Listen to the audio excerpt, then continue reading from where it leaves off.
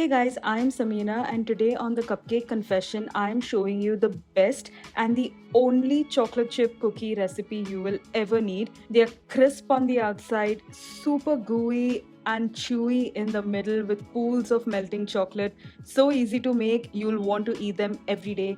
Let's get started. The first thing that you want to do is melt your butter and turn it into brown butter.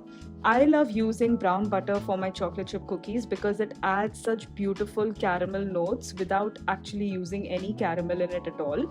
So all you need to do is just heat some butter, melt it first on medium heat, and then lower the heat all the way down to low. Use a heavy bottom saucepan and keep swirling it around. Swirling it does two things. Firstly, it helps you distribute the heat evenly, and it also lets you get a peek underneath to see if the butter is browning. Eventually, it will start to foam up like this. It will have these tiny bubbles, almost like soapy foam. It will have like that micro foam that you get from steaming milk. That's what it would almost look like. And it will start to brown on the surface as well. And when you swirl the pan underneath, the butter will have browned as well.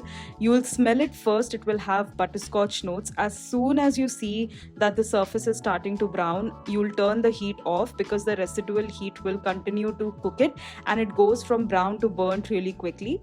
And the quantity of butter that you'll take will be slightly more because the water content will get evaporated as it heats up, and so you want more butter, and then you'll weigh the brown butter to make sure that you're getting the quantity mentioned in the recipe.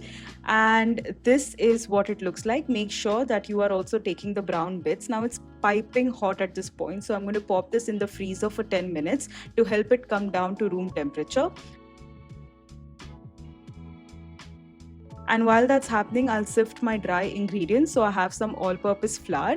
Then I'm going to add some toasted milk powder. I have a recipe on how to make this on my channel. It's linked above and it's also down in the description box. The milk powder, once toasted, adds caramel notes, and it also helps keep your cookies really nice and tender. And then I'm going to add some cornstarch and some baking soda. The cornstarch adds more crispness to your cookie, so the exterior or the outside of the cookie will be nice and crisp. Now the dry ingredients are all sifted into this bowl, and I'm just going to whisk it and keep it aside. I want to whisk it to ensure everything is well combined. Now we'll keep this aside and we'll start working on our cookie dough. So our brown butter has cooled to room temperature. Into this I'm going to add some castor sugar, and I'm going to add dark brown sugar. Now the castor sugar helps add crispness, so you'll see now that both the cornstarch and the white sugar help add that crisp exterior to the cookie. And the dark brown sugar, because of the molasses content in it, helps keep the center really gooey and moist and chewy as well. Now about 10 seconds into the mixing process, I will also add my vanilla extract, and I'll just mix both the sugars and the brown butter on a medium speed for about 15 to 20 seconds.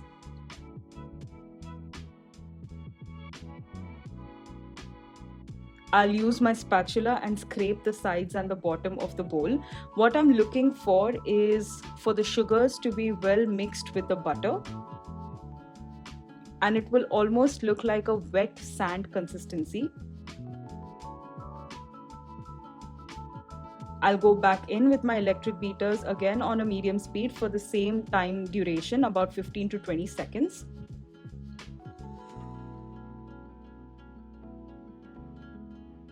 And that is looking good.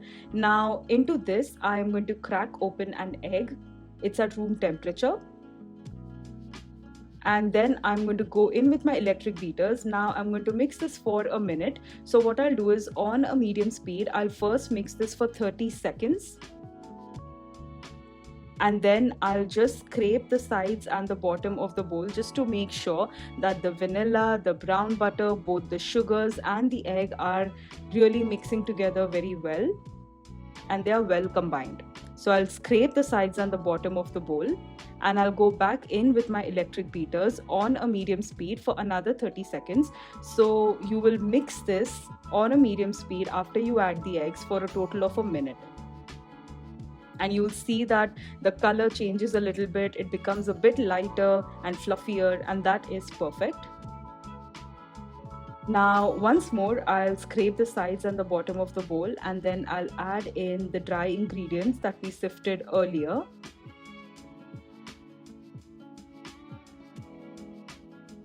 And now, using your spatula itself, you'll just fold the dry ingredients into the wet ingredients like this, and you won't fold it all the way through. Just when you start to notice that it is almost forming a cookie dough, it's 90% there, that's when you will add all of your mix-ins. So you can see, you can barely see some white streaks of the dry ingredients. So this is the perfect time to add your mix-ins.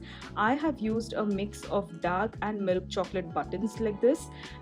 You could use purely dark chocolate, purely milk chocolate. In fact, you could also throw in some roughly chopped pecans or walnuts for some extra crunch. I have skipped that and I've only used a mix of dark and milk chocolate buttons, and I'm going to use my spatula and fold them into the cookie dough so they are evenly distributed and you don't see any flour pockets anymore. So you'll mix it into a beautiful cookie dough that looks like this. Now our cookie dough is ready, so let's start scooping this out on a baking tray. Now I have a baking tray here lined with some parchment paper, and I am going to scoop about half a scoop worth of the cookie dough, or 60 grams of cookie dough. So I have a super large scoop, and if I take the entire scoop's worth of cookie dough, the cookies will be the size of my face, and so I take half a scoop, and the best way to judge this is by using 60 grams of cookie dough. That is more accurate. So I'm going to place these really close to each other because we are not going to bake them just yet. So I'm going to, after scooping it, roll it between the palms of my hands, clean hands of course, and then I am just going to place them really close to each other because this cookie recipe gives you 12 cookies and you are not going to bake them straight away. After I have scooped them out into cookie dough balls like this, I'm going to pop this in the fridge for at least 24 hours. I kept mine for 48 hours, that's 2 days, and then I baked them 2 days later. If that is not something you want to do, make sure that you're refrigerating it for at least 1 hour because the difference in the flavors and the textures will be unparalleled. You will notice this when you rest the cookie dough for a lot longer. You can also freeze the cookie dough balls for up to a month, and you can bake fresh cookies as and when you need them. So when you are ready to bake them, you will preheat your oven to 180 degrees Celsius, and on this baking tray now I'm going to place them slightly apart from each other, and I'm going to bake 6 cookies at a time, and I'll also sprinkle some flake sea salt on top, and then these will go in the oven straight from the fridge. So you won't wait till they come down to room temperature. Straight from the fridge they will go in the oven at 180 degrees Celsius for about 14 to 16 minutes, and you'll turn the tray around halfway through baking so that the cookies bake evenly. And once they are out of the oven, they will spread quite a bit, but they will have a beautiful structure. They will be golden brown on the outside. You can see that the outsides are a little bit browned and the center is still really soft and chewy. You let it cool down in the tray itself for about 10 minutes, and then you'll take a spatula and place this on a wire rack to continue cooling completely. They are thick in the middle, they are crisp on the outside, they are very gooey and chewy in the center. They have so much flavor and the textures are just amazing. These have cooled down, they are slightly warm, and that's kind of how I like to enjoy them. I could eat these every day with my cup of tea. They are so delicious and I really hope you give these a go. If you enjoyed this video, please give it a big thumbs up, subscribe to my channel and hit the bell icon so you're notified every time I post a new video. If you make these cookies, which I really hope that you do let me know in the comments below. I'll see you in the next video. Until then, goodbye and happy baking.